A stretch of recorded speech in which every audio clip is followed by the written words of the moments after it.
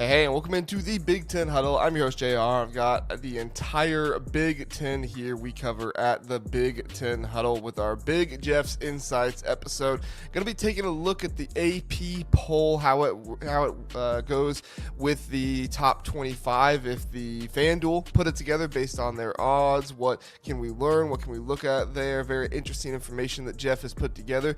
Jeff's also going to go through last week. What was his record? What did he learn? What did he get right, get wrong, go through those things, and then finally we'll break it all down with the 5 biggest games in the Big Ten. Jeff will give his predictions and he'll pit his picks for those 5 games. We got a lot to talk about, but first I do need to ask Jeff, you went all the way up from Georgia to Indiana for the Kennesaw State game. Was it worth it? How was the show? Yeah, so I'm a 1990 Indiana grad. I don't think I've been to a game, JR, since 2000. If I had to guess, I didn't really. So that's 25 years, other than seeing Indiana lose to Tennessee in the Gator Bowl a few years ago. So I was impressed. I mean, really good tailgating scene, really good. The stadium, when I went there, it wasn't enclosed, so it's enclosed on both ends. I really think now, it's going to be a true, home field advantage. Whereas I always thought when I was there it was pretty good, but that sound would just escape out of the end zones because it wasn't closed up. So I think that's a great thing, very modern luxury boxes. But one of the things frustrating at halftime, Indiana was up 15, game was still in doubt. I'd say 80% of the students left, so that tailgating scene that was so good, they wanted that was more compelling than watching the second half. So it's not what Kirk Cincinnati would like to see, but, JR, you and I were talking, when you have non-conference games that aren't real compelling, that's what you're going to get. It's hard to keep those students engaged. And I think, the Big Ten in general just needs to step up their non-conference schedules. I want to look at that next week. After this week, that will be 3 weeks, and most of the non-conference will be done. I'd say 90%, right? So we're going to look at next week all the kind of like the best wins out of the non-conference by team and everything. And it's really going to kind of highlight how the Big Ten has some improving to do there.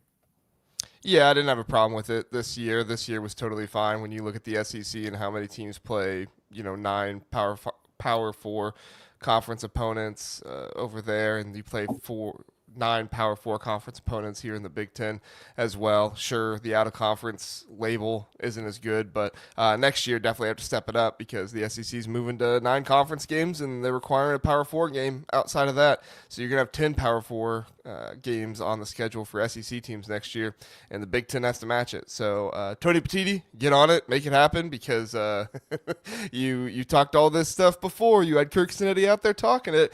Now let's adopt that SEC scheduling because it's way better and way more compelling than what we have now. For sure, yeah. Jay and I were talking too before.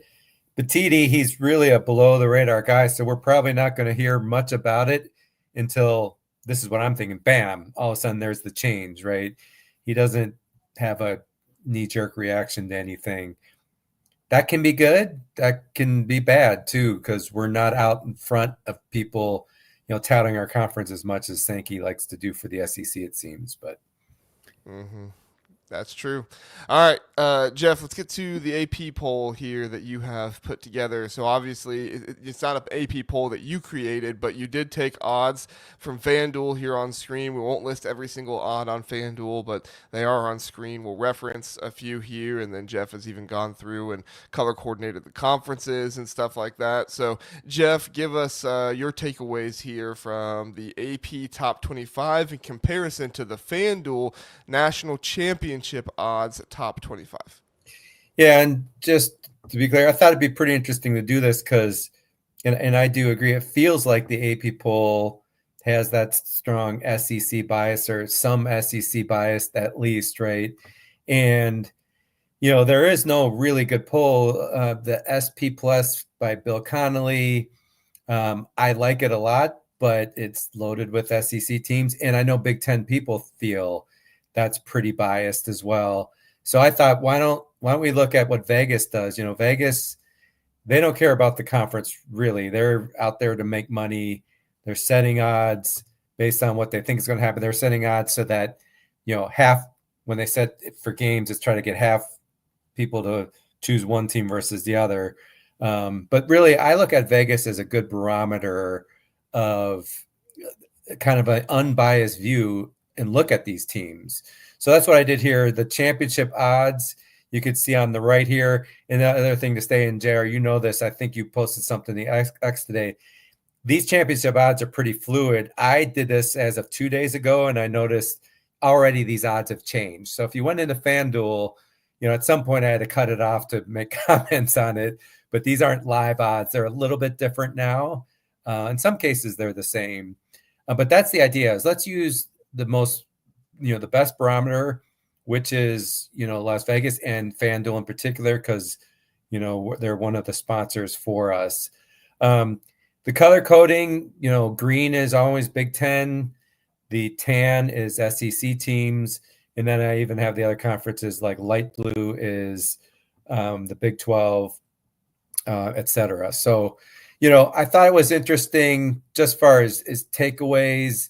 The top two are the same for both. Ohio State in the AP poll is number 1 and Penn State is number 2. And FanDuel by odds, national championship odds, has Ohio State the favorite and Penn State number 2. So that aligns. If you look just from, who's next in the Big Ten, Oregon is number 4 in the AP poll, and FanDuel has them tied for the 5th best odds. So really, that's about right there too, JR. I think pretty much the same. If you look, Oregon has been updated. They are 6 alone. They're plus 800 now, and yes, LSU has gone down to plus 1100. So yeah, and if teams are within 2 or 3 spots between this AP poll and my FanDuel kind of top 25, I think that's pretty similar enough. The team that really, and also, we're going to look at it by conference in a second. But I just think it's interesting in the top 10, which is the elite teams. The Big Ten has 3 in the AP, or 4 in the AP top 10, 3 in the FanDuel top 10, and then it flip-flops for the AP. For the SEC, they have only 3 teams. So the AP views the Big Ten as having more elite teams, is the way I would put that, than the SEC, whereas FanDuel, which represents Las Vegas, thinks that the SEC has a little bit more of the elite teams, although, like I said, the top 2 are the same. So, the 2 big kind of outliers here between the 2, number 1 is Illinois, and that was the case before the season started. So the AP poll has them 9th.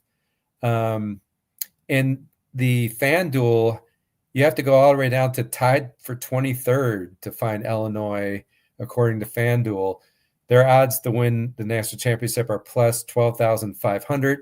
I think that has moved. If you looked at that stat today, JR, maybe it's plus 10,000. But either way, Illinois is in the 20s, no matter how you slice it. They're basically right about where Indiana has. So, Vegas views Illinois a lot less favorably than the AP poll does. The team that's the exact opposite of that, though, is USC. USC is completely unranked in the AP poll. They actually have votes. I think they're like 30th. Yeah, they're third when it comes to most number of votes, number of points in the AP. They would be 30th in that poll. But for FanDuel, USC is tied for 15th best odds to win the national championship, with Ole Miss at plus 4,000. That was the case also before the season started, and I actually align with that. All along, I've been, to be clear, not saying Illinois is not a good team. I just haven't considered them a top 10 team, and we're going to talk to them a little bit later because they did play, a big road game against Duke. And I've labeled USC as the team I view with the most upside, given the talent level. And Lincoln Riley, though he struggled at USC, he's still a very talented coach for sure, and had, Oklahoma in the playoffs several times. So the other thing to say, JR, before getting your comments, it's not on the screen here, but FanDuel thinks more highly of Washington and Nebraska than the AP does. So FanDuel would have Washington and Nebraska like tied for 29th best odds to win the national championship. And both those teams are kind of further down the AP ladder, if you will. So JR, what, your thoughts, we're going to look at the table below, but your thoughts on the individual teams, I guess, first of all, before I review the table information. Yeah, Illinois much higher in the AP poll, and I think that probably is reflective of the way they beat Duke. They didn't have the best stats in the world when they beat Duke, but they turned them over, and Brett Bielema played, a very smart game. I wouldn't say conservative, but it was a very smart game where he allowed Duke to make the mistakes, and that's not going to always get you a whole lot of credit on paper, but it's really good coaching, and it's a good way to win when your team is of equal or slightly less talent than the other team. And Illinois has a lot of talent this year, which is why I think their ceiling is raised up even more than it is in a typical year. So Florida State being higher up there, they're really getting a lot of credit for that Alabama win. Alabama is still pretty high in the national championship odds. Really, this is just strong reactions from the AP top 25 and very measured reactions from the FanDuel top 25. Like you said, it is changing. Indiana, they're down to 10,000 now. I believe you have them on here as 12,500. They're down to 10,000 now, but for all we know, they could scoot back up to 12,500 again. So that changes a lot, but it's never really that much of a change, and it's kind of happens the same way in the spread and everything like that. You look at what the spread for a game would have been at the beginning of the year, what is at the end of the year. More often than not, it's pretty similar because Vegas stays pretty consistent on this stuff and just doesn't have a whole lot of large changes like opinions of people does. Yeah, that's a great observation. And so like JR was pointing out, Florida State, is 10th in the AP poll, and the FanDuel would have them not till 19th as far as best odds to win it. So they're less reactive. They want to see more data points, and that only makes sense, right? They're very data focused, obviously. Even South Florida, they're 18th in the AP poll, and they're so far out for FanDuel. It's like way, way, way down the pecking order. So they still need to see much more from South Florida before ever thinking they would believe. And that also makes sense. So I was going to say South Florida has the same odds to win the national championship as Minnesota does at 40,000. And that's pretty low down. And that's another one. Minnesota playing well, but, Vegas hasn't reacted to that yet. And I think that ties back, JR, to also the schedules. We're going to react stronger to games that they have, even if it's against a weak team, because that's all we have to go on other than the preseason stuff. Right. So yeah, I just think it's pretty interesting. And the other thing to say is, so if you look at the dark blue, AP, the ACC has 3 teams only in the top 25 in the AP poll. And that's kind of like the quote blue bloods. Miami, Florida State, and Clemson at this point are the 3 there. And then Vegas, though, has 5 teams in the top 25. So they include Georgia Tech. Vegas really likes Georgia Tech a lot. Tied for 20th as odds. Louisville tied for 23rd. I mean, it really surprises me.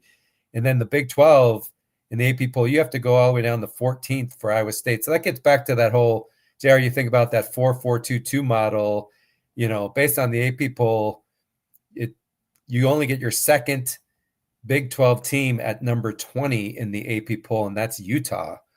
From an odds perspective for FanDuel, Utah is actually the favorite in the Big 12, tied for 20th, best odds overall at plus 10,000. And then they include Texas Tech and TCU. So pretty interesting there, the differences between the two. For sure, yeah. Utah has the best odds to win the Big 12 this season, plus 400, followed closely behind by Texas Tech at plus 490, then TCU plus 600, And then tied for fourth, there's Iowa State and Baylor, both at plus 700. All right, Jeff, should we review your picks from last week? Yeah, I just want to make a comment on that bottom table just real quick. So, AP, we talked about the top 10. Um, in the top 25, the Big Ten has 6 for the AP and really 7 for FanDuel. And then top 25, AP has 11 SEC teams and FanDuel has 12. Now, I had to add a few more FanDuel teams because we've got like a 5-way tie for 23rd. In the FanDuel ranking. So in essence, you have like 28 teams instead of a top 25, just because they're all those were tied. But really, you can't say that there's bias based on how Vegas ranks things. Vegas aligns pretty well overall with, even though there's differences by team, when you look at by conference, Vegas aligns pretty well with the AP poll. So I know bias is a big topic, so it didn't reveal what I was thinking, but Vegas, it's too early to tell. It's too early to make too many across the board statements. One thing I am worried about, though, is even though I'm convinced the Big Ten has better marquee teams at the top in Ohio State, Penn State, and Oregon, so that's great. At the bottom, though, I think the SEC, who are the gimmies, right? Vanderbilt playing real well, pounded Virginia Tech on the road. I know they're not a great team, but they dominated them.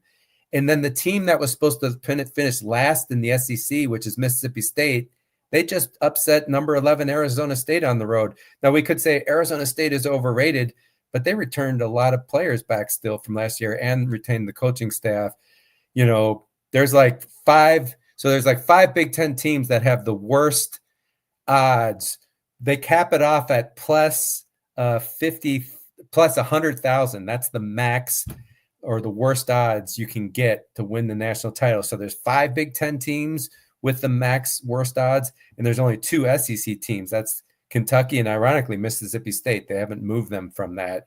So I just think, the SEC can come out and say, well, you guys got a bunch of gimme teams. And it remains to be seen if we really do have true gimme teams. It's just been too hard to tell because the schedules are weak.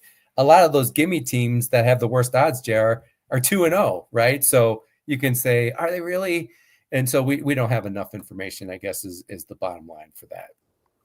I just love how the conversation for the SEC fans has gone from who won the national championship, that dictates the best conference, to now, and I'm not saying you're making this argument, but I've heard them make it. It's, well, who has the best bottom 3 teams in their conference? That just means depth, and it's an entertaining conversation. And I'm just pointing out all the different dimensions because I really do think it is legit to say, okay, who has the best top teams? Who has the most depth, and then who's got the ones where it's like, oh, you just show up, you're going to beat them. So I think those are legit, but you're right. It is kind of a moving target. They're doing what probably we would do if the tables were reversed. Mm-hmm. Trojan Fight says, when is it fair to complain about USC not being ranked after a potential win this week? I'd be outside of my mind if we go into Illinois game undefeated and unranked. Yeah, I mean, and this is part of the issue, right? Is that Purdue at 2-0, they're not getting any respect, and that's fine. They earned it last year. They were a MAC level team last year, so it happens. But as far as I'm concerned, it's just unfortunate with the way the schedule begins, but rest assured that schedule gets a whole lot tougher once you start playing Illinois, Notre Dame, all these other teams, and that's the hard part too, right? Wouldn't you have loved to play Notre Dame at the beginning of the year? Because I don't think Notre Dame is going to be nearly as good as some of us had them at the beginning of the year, and now you get to play them later on in the year when they're most likely going to have maybe 2 losses, at least 1 loss, obviously, by now, and there's not going to be nearly as enough recognition for that stuff. This is all the problems with the AP poll. I'm so glad that this week people have been coming out and just completely bashing the AP poll because it really does deserve it. It's not done well. It impacts too many things, and I know some people say, oh, it doesn't really mean anything. Where do you think the College Football Playoff Committee gets their baseline from?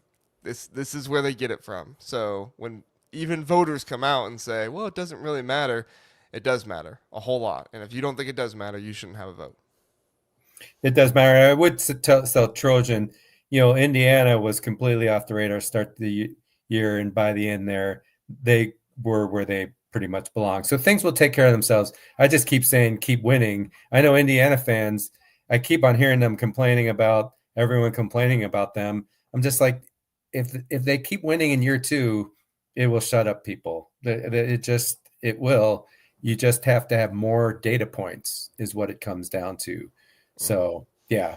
Yeah, I got more thoughts on that, but we got to move on. So we'll get to Big Yeah. Jeff's All right. picks So, here right after that. unfortunately, Go ahead. yeah, I've been kind of avoiding this. So I had all that other stuff just so I wouldn't have to talk about my picks last week. That was my strategy, Jr. It worked. It worked for a time. It worked for 20 minutes. All right. Yeah, I went 1-4 last week. It was pretty bad. The Unlike the color coding we just used, if it's in brown, that means my pick lost. And in the rows that include a green is one my pick won. And these are all against the spread. I only went 1-4, but as far as picking the winner, I went 3-2. So I guess that's good news there. So I just want to hit on a few of these. Illinois, they were favored by 3.5 over Duke. I took Duke to cover, but Illinois to win. So really, I was right there. I watched the first half. I meant to get to the second half. Of course, the first half is when Illinois didn't look all that great. Duke had a couple turnovers, and then in the second half, Duke had more turnovers, and Illinois really converted and made Duke pay for those turnovers. So, the bottom line is, Jerry, you're right. I mean, good coach teams take advantage of teams that make mistakes, and Illinois has done that. The real test, as we all know, everyone's super excited at Indiana. We're going to learn so much about both teams. I'll just tell people, if Illinois wins that game, I'll become a believer. Then, because they passed one test here, they have 4 tests during the year. One was at Duke for sure. They passed that with flying colors based on the score. Indiana is a bigger one, though, much tougher team in my view than Duke, although Duke's a solid team. So the second one was just Iowa State. I went with Iowa. I went with them only because I chose them in my preseason picks, and I thought, I'll stick with them, and maybe Gronowski will, put it together in game 2. My worry was when I reviewed this, Rocco Beck could single-handedly win the game, and he kind of did, So really kind of regret that I didn't change the pick to Iowa State, because that was my gut telling me. But I'll tell you, moving forward, I'm not going to get locked in on whatever I chose in the preseason, right? I mean, those picks will remain, and I'm going to say how I did, but going forward, you learn new things about the team, and then I'm going to use that information. Third is the Oklahoma game against Michigan. I had Oklahoma winning just by 3, so Michigan to cover, but Oklahoma to win, so therefore I lost the game.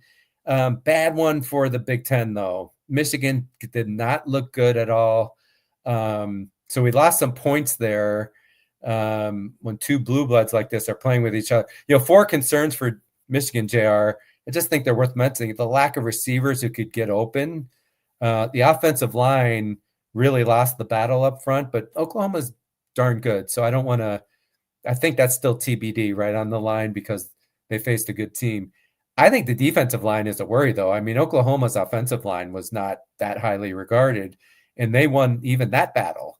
So, a lot of the feeling from Michigan people was, we're not going to take a big step back and everything. But when you lose like a player like Mason Graham, he is a unicorn, right? He's like a Caleb Downs. He's irreplaceable.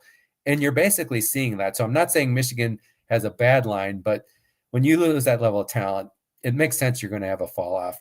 And then the other thing, I listened to JR Michigan podcast. They're worried this coaching staff is over their head. Not everyone, but I mean, there's a lot of worry. It's kind of like this, leading up to the Indiana game last year, how they were thinking about Sharon Moore and company. So anyway, so big deal, though. Brent Venables, I mentioned this, him being focused on an offensive coordinator, the fact that they had, Kevin Wilson, I mentioned that last week, which when I researched that game, I'm like, oh my God, he's a special advisor and he's going to help be a right-hand man to free up Venables to focus on that. So you really saw the impact there and against that freshman quarterback in Underwood, who I still think is going to be good. Finally, well, actually two more. The disaster was choosing UCLA as my most confident game, JR. I really felt that they would bounce back strongly. And I didn't believe UNLV was a good team based on their first two games. But the reality was they played much better in their second game, and they got out to a 23-3 lead. UCLA tried to come back, and it just didn't work. So, it's just UCLA is one that you're wondering, are they a gimme? Is that a gimme win for people? I'm not ready to say that definitively, but that was really disappointing. And what I got right, I did get Boston College right. So I chose Boston College. I had Michigan State winning, but not covering. And so I was right in that regard. Really good win for the Spartans. I think they should win at home against Boston College, but even still, they're a well-coached team. I've said about Michigan State that they're probably going to arrive next year, but maybe they'll arrive this year. And in week 4, you want to talk about they play at USC. So really, it's going to be nice next week, Tara, when we get into the meat of these games where we're really starting to find out about some teams. So before I go into this week's picks, JRs, any kind of comments or anything you disagreed with?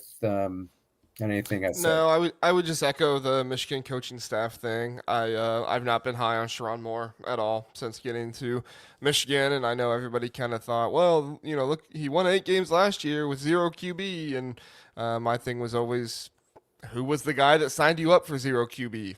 It was Sharon Moore. What other position is this going to happen with? And long and behold, it's happening not to the same degree, but there's definitely a deficiency at offensive line, wide receiver still, and that defensive line is not what it was last year, which I tried to tell people. I tried to tell you, you lose 2 first-round picks on the defensive line, you can still have a really good defensive line, but it's not going to be what it was last year, and it's proving to be true so far this year. So when you have those type of deficiencies, you need to have really good coaching. And unfortunately for Michigan this year, as I ranted and raved about on Sunday, or said ranted about on Sunday night, you just don't have the coaches right now to make up for that, because Sharon Moore, I think he's in over his head at Michigan as of right now. We'll see what happens in the future, but as of right now, I think it's too big of a job for him.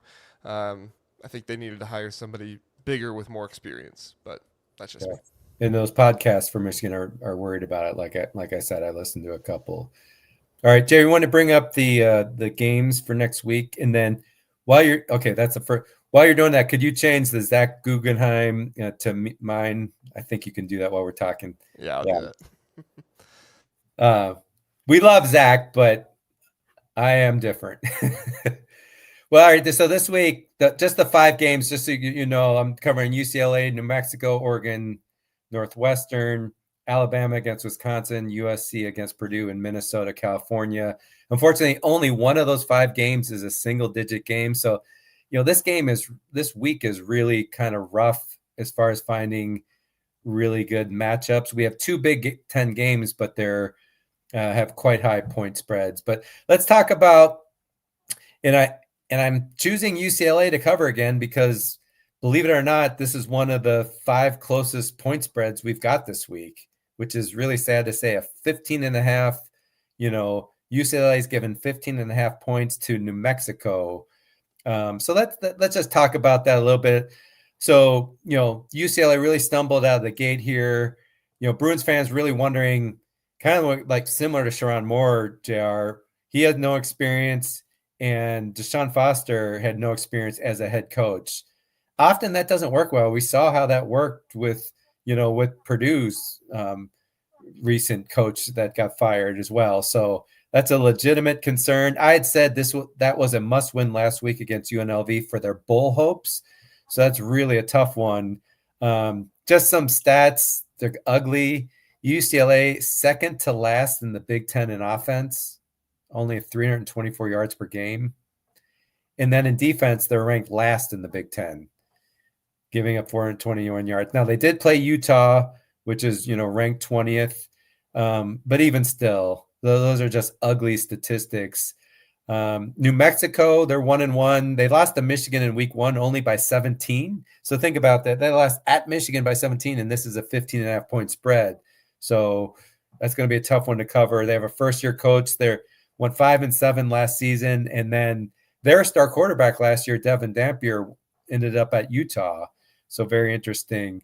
When I talk about JR, why UCLA can cover 15.5, I only have 2 reasons because I'm just kind of searching for what UCLA is good at.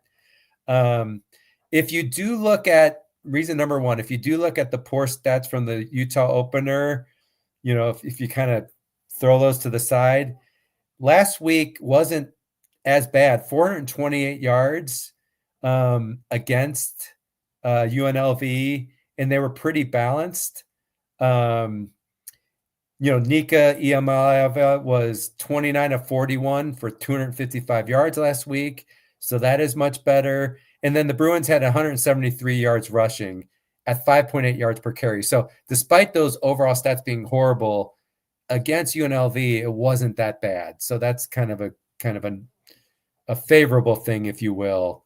The other reason maybe to look at UCLA, as the game went along with UNLV, they were down 23-3 at the half, but in the second half, they got their act together.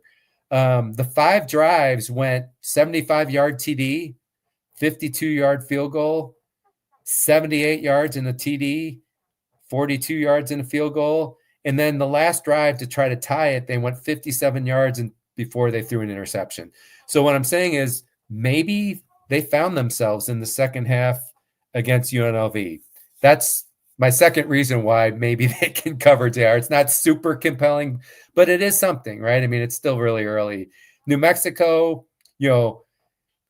they lost only by 17 in a much tougher environment to Michigan. And now, they're not going to be intimidated playing in front of 20,000 fans they at UCLA. So that kind of favors New Mexico, right? The other thing is they have a deep running back room. They have a guy named Scooter Humphrey, who at Montana State had like 1,400 yards.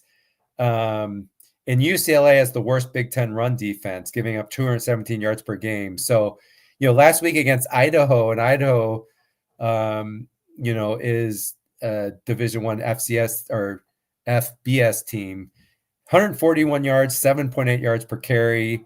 So I think, the Lobos could run the ball. They're going to want to keep the ball out of Nico's hands because they don't want them to get the rhythm, right? I mean, UCLA, I think, has more capability for sure.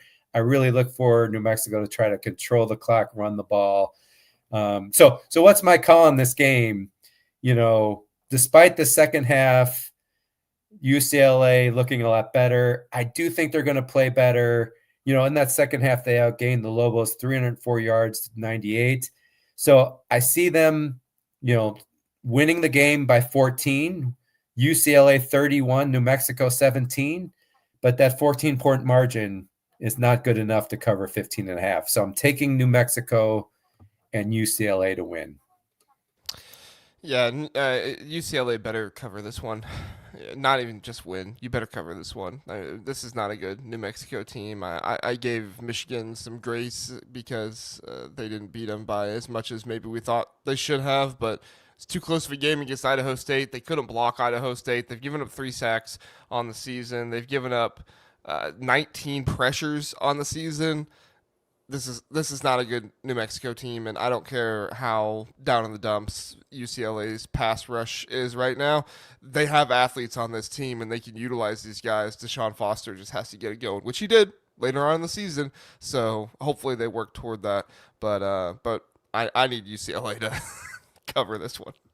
Truth be told, JR, to start I had UCLA, then I changed my mind, and then I changed my mind again. I've literally gone back and forth on this. So, but I settled on I didn't want to get twice in a row. Yeah. All right, let's go to the next game, which, hey, our first Big Ten game, big noon on Fox. Everyone's talking across the nation about Oregon visiting Northwestern. So Oregon, 27.5 point favorite. You can see the over under there is 49.5. we all saw Oregon's 2-0. Played Mike Gundy, 69-3 thrashing of Oklahoma State last week, so that Mike Gundy would keep his mouth shut. David Braun, I don't think made any, really stupid statements this week. Did he, JR? I mean, hopefully not. You don't want to get Not that I saw, and his players were probably happy he didn't. Yeah, it was a total domination, though. 631 yards to 211 for Oklahoma State. Coming in the year, the big question for Oregon, new quarterback, Dante Moore. Yeah, he had some experience playing for UCLA, but will there be a drop-off from the great quarterback play they've had the last 2 years?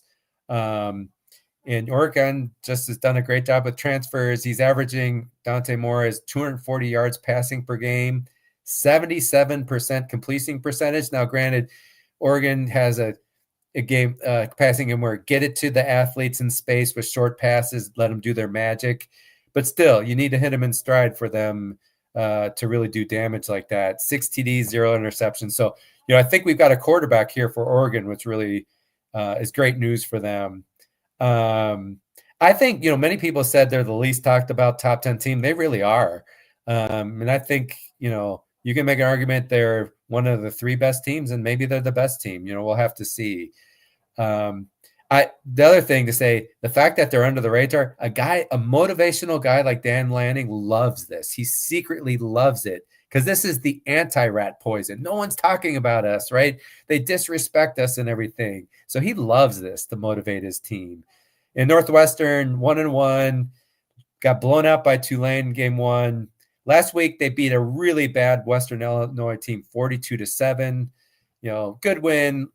Would have liked to seen even a higher scoring margin because Western Illinois is really bad. Good news, Preston Stone had a good game. After throwing 5 interceptions week 1, he was 21 of 29 for 245 yards and 3 TDs. So it's an imperative for Stone to play well for Northwestern to have a decent offense to get, hopefully bowl eligible. So I have 3 reasons why Oregon can cover the 27.5. I think Northwestern is going to be too one-dimensional and reliant on a still in question passing attack, and they're just going to struggle to score points on Oregon. Unfortunately, Northwestern lost their leading rusher, their most experienced guy, Cam Porter. He's basically like a 5th-year running back. He's out for the season. So I just don't see Northwestern be able to run the ball, especially in this game. And it's not like Preston Stone has great weapons to throw to as well. Tulane held Northwestern to 2.8 yards per carry when they had Cam Porter. Number 2, Dante Moore is playing so well, and then Oregon has too much offensive balance for Northwestern to contain them. So, Dante Moore per Pro Football Focus, 4th best Big Ten passer when it comes to QB ratings. So really impressive. And then they're 3rd in the Big Ten with passing 286 yards per game, 4th in the nation in pass yards per attempt. And then in rushing, they're 3rd in the Big Ten and tied for 2nd in the nation in total offense. So just no matter how you look at the statistics for Oregon, total offense, yards per carry, passing, they're just well-balanced, very hard to defend. And then finally, matchups and motivation. I talk about this. Football games are about matchup and motivations. Dan Lanning using the fact that, Oregon's underappreciated. I don't see them having a letdown in this game. I just think they're so motivated right now. And so Northwestern, what are reasons they could win? Their defense has actually played pretty well this year, JR. I think they might have a chance to hold them down if Northwestern has some offensive success. They do have 5 defensive starters back, and last year were a solid 56th in the nation. So, that's the kind of the hope for Northwestern. And then, against a good Tulane team, Northwestern gave up 421 yards. That's not great, but it's not like Tulane was just walking all over them. And that's despite the fact that Northwestern was handing them the ball, right, 5 different times. So maybe there's something to be said there. And then maybe kind of similar to UCLA, has Northwestern found something with Preston Stone? He certainly played better in week 2. So could they get up we're talking about not how can Northwestern, to me, win the game. It's like, how can they cover the spread? Maybe they can score 17, right? If they did, Oregon would have to score 45 to make that cover. So that's the hope there. I get my call is I don't think you should be surprised here. I just don't see how Northwestern's going to score more than 10 points. And really, if they do that, means Oregon has to only score 38. I'm going to call Oregon scoring 45, much more than that. Easy cover here, JR. I see them winning by 35. And I just like Oregon. I think they're not going to let their foot off the gas. And they know the better they look, that matters for the committee when it comes to seeding as well.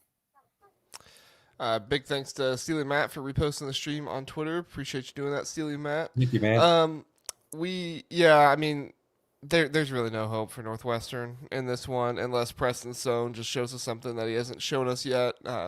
There's really no hope for me for Northwestern in this one. What they do well on defense, Oregon defends well against on offense, and what Northwestern does well on offense doesn't bode well with what Oregon does well on defense. I mean, this Northwestern pass rush is probably the best part of their team, but Oregon has one of the best offensive lines in the entire Big Ten, and their tackles are playing at a really high level right now. And then on top of that, they get the ball out quick, so that minimizes that pass rush as well.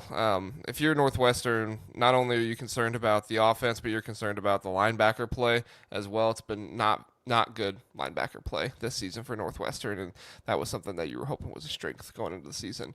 And it's just not that way. So it's unfortunate, but yeah, Northwestern not much of a shot in this one. My only thing I would disagree with on you, Jeff, is that Oregon might score more. More, yeah, very true. I thought I was kind of kind actually to Northwest. Although I must say, Dan Lanning, as long as the other coach doesn't run off his mouth, he does tend to shut it down in the fourth quarter, right? At halftime, they generally like to get up to about 30 in halftime. Kind of have one or two conservative drives. At least last year they did. This year it's not been as much. We'll see if he gets back into that rhythm. All right, ready to go to Wisconsin?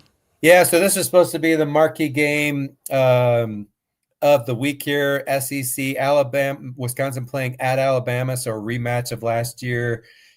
Two coaches on the hot seat, as we know. Alabama in that surprising loss to Florida State as a double-digit favorite. The question, though, in that is how good is Florida State? Maybe they're better than we think. Bama did bounce back strongly last week, pounded Louisiana Monroe 73-0, so that was good. Ty Simpson, 17 of 17 for 226 yards, so that was all good, but not that surprising. That's what they should do to a team like that. Meanwhile, Wisconsin, Billy Edwards Jr. got hurt in game one. Wisconsin just really got off the slow starts.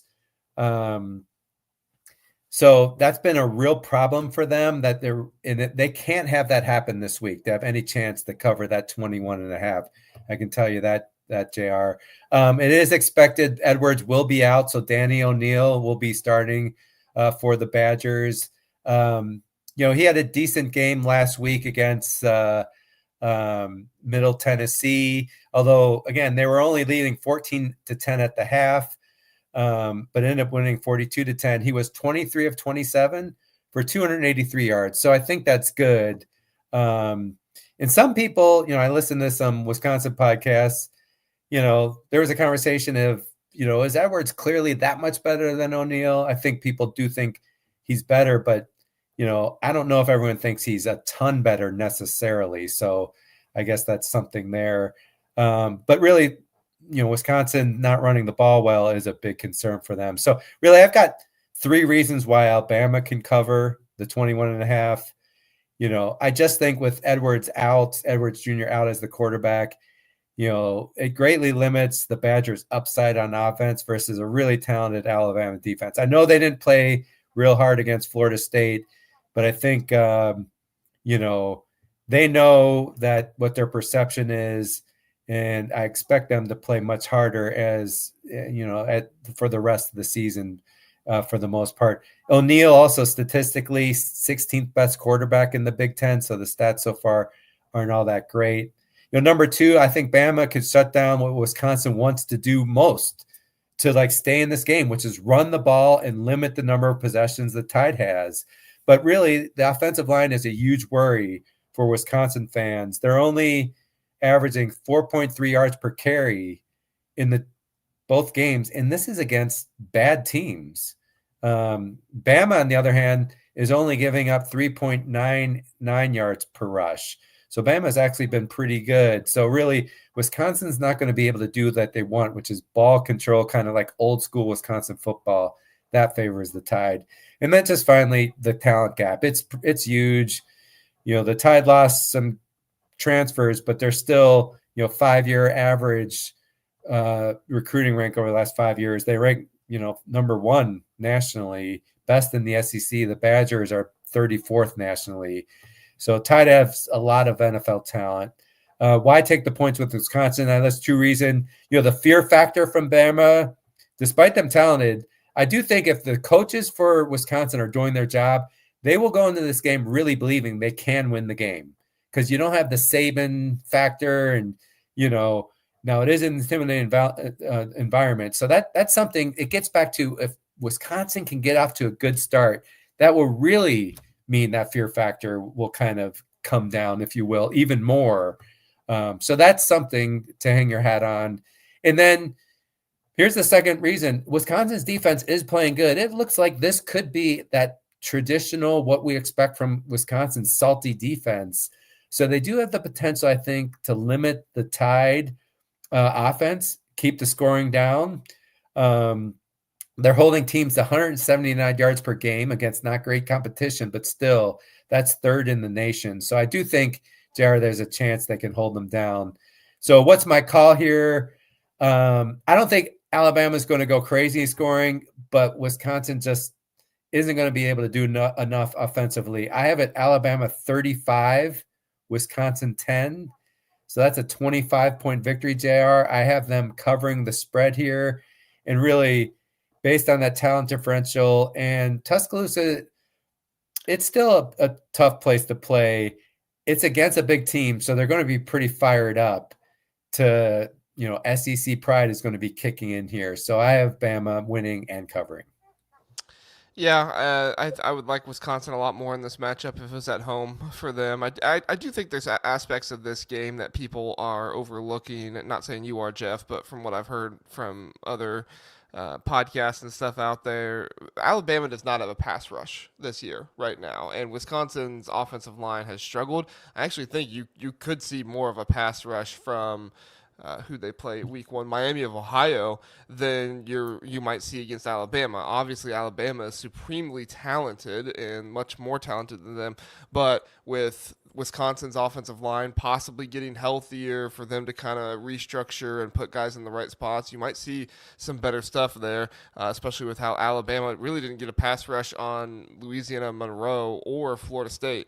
And I will say, Alabama's done a pretty good job of stopping the run when you look at the averages throughout the season, but when you look at sack adjusted in that Florida State game, Florida State still ran for over 5 yards a carry, sack adjusted. So you get rid of the sack yards, you just do rushing yards. Florida State ran the ball well in that game, and they had a couple breakaway big runs. It's hard because Wisconsin is right now not really doing so well with the running game. It's more the passing game, and that's really where both of these teams are not bad, but it's where they're more susceptible to be scored on is in the passing game. So this could be a game that comes down to Danny O'Neal and Ty Simpson. If you're a Wisconsin fan, the past 2 years, you've never wanted it to come down to your quarterback, considering you've been playing your backup most of the time. But Danny O'Neal's better than Braden Locke, and he's Yes. He's been playing much better. Obviously, the first half, as you pointed out early on, that was not great. But second half, can you put it together for a whole game? That'll be really important for Wisconsin if they want to cover and maybe even win in this game. Yeah, they're definitely going to have to run the ball. A third down conversion, right? And that comes down to O'Neal, third down conversion. The other factor here is Ryan Williams. He had a concussion. Thought was maybe he would miss this game. Now it's looking like he'll play this game. That can always change at the last second. That would be pretty big if he can't play, and I never wish injuries, so I'm hoping Ryan Williams can play. But that's kind of like a X factor for the game, I think, a little bit too, JR. All right, let's talk One second. I do want to bring up an excellent comment from our friend Hooligan. He says, "Has Kalen DeBoer ever had a legit pass rush?" No, he's not, Hooligan, and I can tell you know Kalen DeBoer well, not just because you were a fan of him when he was at Washington, but also because you understand what I understand, which is that Kalen DeBoer does not put together defenses at an elite level, and I don't think going to Alabama is magically going to fix that. Maybe it does over the years, but it doesn't just magically get fixed when you get there. Anyway, sorry. Go ahead, Jeff. Yep. Let's get to your next game here. Great point. Yep. 2 more to go. So game 4 here, USC at Purdue, 21.5 point favorite. We talked about USC earlier when we, the FanDuel odds and everything. I had them projected 8-4 this year, but really one of the reasons only 8-4 is they play Notre Dame at Notre Dame. So to me, they're more like a 9-3 team with an even higher upside. So I'm, not surprised they're doing well. I would put them in the top 25 for sure. The reality is they've just smoked people, beat Missouri State 73-13 game 1, beat Georgia Southern 59-20. It's just 2 games, but the Trojans lead the nation in total offense, 676 yards per game. They also lead the nation in scoring, 66 points per game. And so Jaden Mayava is the key to that, the quarterback, completing 74% of his passes, 353 yards per game, and most importantly, has thrown no interceptions so far this year, JR, because he's had the 2 previous years, he's had 16 total interceptions combined, USC and then UNLV when he played for them. Meanwhile, Purdue, Barry Odom off to a good start, 2-0. They beat Ball State 31-0 their first game, and then 34-17 over FCS Southern Illinois. Odom, he's playing the transfer game, 50 transfers, and he's hoping they gel, and maybe they're gelling a little bit, getting some good play out of Ryan Brown, the quarterback, although not high-level competition. But they outgained Ball State, by double. Ryan Brown at 311 yards passing. So some good things coming out of there. So I'm listing 3 reasons why USC is going to cover the 21.5 or could cover it. It's just looking like this is a typical Lincoln Riley high-scoring machine. And it's just going to be hard for Purdue offense to keep up with that level of scoring. We talked about leading the nation and everything. Passing offense is 3rd in the nation. Run offense is 9th in the nation. But more important, leading the nation at 8.6 yards per carry. So no matter what type of metrics you're looking at, it's just super impressive. And it's just going to be so hard for Purdue to hold them in check. And the other reason, Purdue, they've exceeded some expectations, but they've played 2 really terrible teams, quite frankly. So it's really hard to judge them. Ball State, preseason, their ESPN SP Plus had them 134th. There's only 136 teams here. So this is considered maybe the worst team in the nation in Ball State. And then they played an FCS team and won by 17 at home. That's really, when you kind of go under the covers, not that impressive. That FCS team, by the way, went 4-8 last year, Southern Illinois. So, and then Purdue's lack of run game. And that surprises me. I thought the one thing Purdue had, Devin Mockabee coming back, senior captain, all that, he's averaging only 3.7 yards per carry against bad competition. Not a recipe for good things against a team like USC. So why can Purdue cover? USC is traveling a long way for the game, and they have a poor record traveling across multiple time zones. They struggled in many games on the road last year. They were winning in the fourth quarter in those games, but they couldn't close the deal. Maybe travel had something to do with it. JR, I'm searching here. And then I just think they need to hope to get Mockabee going to cover here. They're not going to win this game, but they need to get the running game going just to keep their defense off the field some and keep the ball away from USC. And I can't find a third reason, so there's only 2. I just struggle to find a strength for Purdue, and the USC talent advantage is huge. So I'm calling this a blowout, USC 48-13. So that's a 35-point win. Another factor is you talk about travel, JR. The game starts at 3:30 Eastern. So that's only 12:30 specific. So you're not getting that noon kickoff, which would be 9 a.m. sleepy time maybe for USC. So I don't think the travel is going to be as big of a deal. And the other thing is early in the season, I think that travel will get to you as the season goes along, JR. I could see that being a factor once you're beat up more and everything. So I just see this as a blowout for USC and covering the 21 and a half. Yeah, I'll give you your third reason. Your third reason is discipline.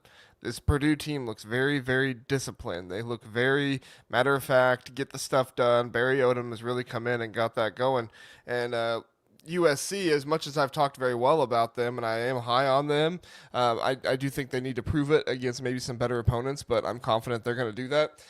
They had players getting into scuffles with Georgia Southern last week. You got to be more disciplined than that. So, what's going to happen with USC? It's not all about penalties. It's about doing your job and staying content with what you're supposed to do. Does that happen in this one? I'm sure those USC players are getting antsy, just like the fans are. They want to blow another team out. If you focus too much on that, Purdue might find themselves within a touchdown or within 10 points late into this game, and if that happens, Lincoln Riley's going to really have to get his guys going and get out ahead in this one. So we'll see what happens. And yes, James, you're right. Georgia Southern did score 20 points on them. Made that point in the Power Rankings episode last week that USC's always going to score. Lincoln Riley's always going to have that happen. But the defense, it's been pretty good the first two games, but definitely more points than maybe some USC fans would want. So we'll see how it goes. Fair enough. Let's go to the last game, which is all right. Let me read one comment really fast about the last game. Absolutely. We got Mike Alibaba, friend of the show, says, hello, gentlemen. After a week of dealing with the Calgorithm, I think that means the Cal fans, I'm excited to take the Bears down. Go Gophers. Go Gophers, indeed, Mike. Please do take the Cal Golden Bears down. We're not in Tennessee here, okay? We're not in Pigeon Forge, okay? We don't need any of that. Take them down there for us, Mike. All right, take it away, Jeff. Well, all right, so this one looked like a good one before the season started, and it looks even better now. So we have Minnesota as a 2.5-point favorite on the road at Cal. It's really a story of teams with two first-year starting quarterbacks who have really looked good and look like they have really high ceilings. So they're kind of similar there. For Minnesota, of course, it's quarterback, redshirt freshman Drake Lindsay, got the NFL body, through 2 games, thrown for 429 yards and 3 TDs, 1 interception. But the stats don't wow you, but if you watch him play, I was super impressed. I watched the whole game 1. He looks like a dude, and he looks like a guy with big upside. So I love that for Minnesota for sure. They beat Buffalo 23-10 in week 1. Big advantage in yardage margin. And then Northwestern State, hard to judge. They're an FCS team, but they blew the doors out 66-0. I think what's most interesting, held them to 42 total yards and 2 first downs. Minnesota did. That's impressive. I don't care who you're playing. That's impressive. So let's go to Cal. Naturally, Cal's in the ACC. It makes sense, right? Atlantic Coast Conference. Makes a ton of sense. 2-0 start. They did play Oregon State, their old Pac-12, friends in week 1, 34-15. Who knows how good Oregon State is, but still, that's a good win. And then last week they thumped their own FCS team, Texas Southern, 35-3. They start their own it's a true freshman. That's what makes it even more impressive, maybe, Jaron, than Drake Lindsay. Jaron Kewa, and I'm going to say Sega Pulutele. That's what I'm going to go with. So he surprisingly beat out Ohio State transfer Devin Brown for the starting job. California, they lost Fernando Mendoza to Indiana. He did real well this year. So this was a major worry for them. So this freshman coming in and doing this is just a huge deal. And the fact that he beat out Brown really speaks so well. Completing 69% of his passes with 3 TDs and an interception. He's averaging 250 yards a game. He has a Hawaiian background. And it really has the fans optimistic for the Bears. So they're really excited to have this young quarterback. So I have two reasons why Minnesota can cover this 2.5 JR. I just think with the emergence of Lindsey at quarterback, this is the first time in a long time the Gophers really look like they can have a truly balanced offense and thus a dangerous offense. For many years, Minnesota relied on the run game. Last year, ironically, they really relied on Max Brosmer's passing ability. 76 in the nation. That might not sound that great, but he didn't make many mistakes. They did a ball control offense with the pass. They were only 109th in rushing last year, but this year, 6th in the Big Ten in offense, 7th in passing offense. They're 6th in rushing offense. So the stats are much better. The average yards per game are much more equal. I really like that for Minnesota in this game. Makes you hard to defend and for future opponents as well. The second reason, like Minnesota, kind of like Wisconsin, it's looking like they have a nasty defense once again, really going to limit opponent scoring, and they get a lot of turnovers. So, they lead the nation and the Big Ten in total defense, 96.5 yards per game, only 2 games, but still, they're going to be good when the stats are that impressive. They're already +3 in turnover margin. And last year, they had the 9th best scoring defense. This is only continuing how good they were last year. In fact, JR, they were +9 in turnover margin last year. They're already +3. So, why this is important, though, they do get a new defensive coordinator this year. Danny Collins took over. So sometimes you don't maintain right away strong play on a particular unit, but in this case, it certainly looks like Minnesota's doing that. Here's 2 reasons why to take California, though. The emergence of that young quarterback definitely gives them a big upside, for sure. Cal is averaging 420 yards a game. And then the quarterback is really, has the passing game humming. They're averaging 264 yards per game. So California is able to move the ball, and maybe they can outscore Minnesota. And then on defense, it was expected to be good, and so far it's 3rd in the total ACC total defense after finishing 36 in the nation last year. They're coached by Justin Wilcox. He's a defensive-focused coach, right? So not surprising that they're good on defense. They're only giving up 18 points per game, only 59 rushing yards per game. And the other thing, just looking at their roster, 4 returning starters on defense, and of their 11 starters, 10 of them on defense are either juniors or seniors. So really, this is a type of unit that could give that balanced Minnesota offense some problems. So what's my call? So my call, the Minnesota guy is going to like it. Minnesota 24, California 17. So that's Minnesota winning and covering the 2.5. I really do think it's going to be a good game. Good coaches here, young quarterbacks. JR, it could come down to which quarterback makes some freshman mistakes. That could be the difference here. I think there's a better chance Lindsey doesn't, because I believe their ability to run might be more, and he won't have to take as many risks as the Cal quarterback. So I like Minnesota here. Yeah, I think after watching that Illinois Duke game, if you're Minnesota, you're kind of going into that in a similar way, right? You want to try to sit back and make Cal drive the entire way down the field, make him get antsy and try to go for the big play here, try to do this, and then be opportunistic, take the turnovers, turn them over, and then score when that happens. Because Cal's done a good job this season, but in their game against Oregon State, it is Oregon State, not exactly the best team out there, in my opinion. And then they required a lot of short fields in order to, get the scores most of the time. Not all their scores, but most of their scores. So just don't give them those short fields. Make them consistently drive down the field. And I think Minnesota set up well here. So you can count on kind of like Oklahoma did with Michigan whenever you face a young quarterback, mixing up coverages, what Ohio State did to Texas and Arch Manning. Both these defenses are going to really try to confuse the young quarterbacks. So, which one makes the fewest mistakes is going to be a big deal in this game. Very true. Very true. All right, Jeff. I think that's all we got for tonight. Anything else you want to get to before we get out of here? No, just ask a friend to, tell them about us. We try to cover all the teams, like we said. Importantly, full write-ups of what I just went through is on my website, bigjeffsfootball.com.